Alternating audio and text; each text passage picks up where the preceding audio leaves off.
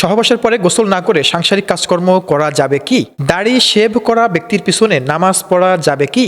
সম্মানিত দর্শক শ্রোতাদিনী ভাই বোন, আমাদের কাছে চমৎকার কিছু প্রশ্ন রয়েছে দেখতে পাচ্ছি। তার মধ্যে অন্যতম একটি প্রশ্ন হচ্ছে যে সহবাসের পরে গোসল না করে সাংসারিক কাজকর্ম করা যাবে কিনা। দেখুন, এটা আসলে খুবই কমন একটা প্রশ্ন। সহবাসের পরে গোসল না করে সাংসারিক কাজকর্ম বা অফিস আদালত বা যে কোনো কাজ কাম আপনি করতে পারবেন কিনা। হ্যাঁ, এর উত্তর হচ্ছে অবশ্যই আপনি সহবাসের পরে ফরজ গোসল না করে আপনি সকল কাজ করতে পারবেন। আপনার সহবাস করার পর আপনি পরিপূর্ণভাবে ওযু করে নেবেন, পরিপূর্ণভাবে আপনি ওযু করে ব্যাস এবার আপনি সাংসারিক কাজকর্ম অফিস আদালত, এক কথায় ইবাদত বাদে, ইবাদত বলতে নামাজ বা সরাসরি কোরআন স্পর্শ বা তাওয়াফ এগুলো বাদে আপনি সকল কাজকর্ম করতে পারবেন, এতে করে কোনো আপত্তি নেই ইনশাআল্লাহ। আমাদের কাছে পরবর্তী প্রশ্ন রয়েছে যে দাড়ি শেভ করা ব্যক্তির পিছনে নামাজ পড়া যাবে কিনা। দেখুন, যিনি দাড়ি শেভ করেছেন তিনি নিঃসন্দেহে কবিরা গুনাহ করেছেন বা কবিরা গুনাহ তার চলতেছে, কিন্তু তার মানে তার পিছনে নামাজ হবে না, ব্যাপারটা কিন্তু এমনটা নয়, নামাজ হয়ে যাবে। তবে চেষ্টা করবেন এমন ব্যক্তির পিছনে নামাজ না পড়া। যদি কোনো দাড়িওয়ালা ব্যক্তি থাকে তার পিছনে নামাজ পড়বেন, কারণ যে বেচারা দাড়ি শেভ করে সে ফাসেক হয়ে যায়, কিন্তু তার পিছনে নামাজ হবে না এমনটা বলার কোনো সুযোগ নেই, নামাজ হয়ে যাবে। তবে উত্তম